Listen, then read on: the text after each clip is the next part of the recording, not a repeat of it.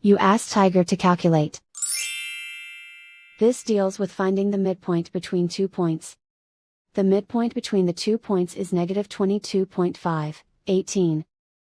Let's solve it step by step. Plot the 2 points and calculate the midpoint using the formula. The coordinates of point 1 are, x1 equals negative 38, y1 equals 23. The coordinates of point 2 are, x2 equals negative 7, y2 equals 13.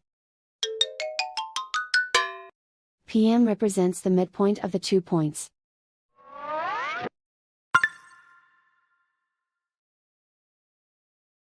Use the x values in the midpoint formula to find the midpoints x. x1 equals negative 38. x2 equals negative 7. Simplify the arithmetic.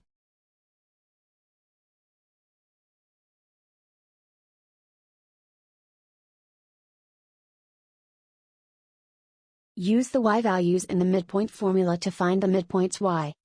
y1 equals 23. y2 equals 13. Simplify the arithmetic.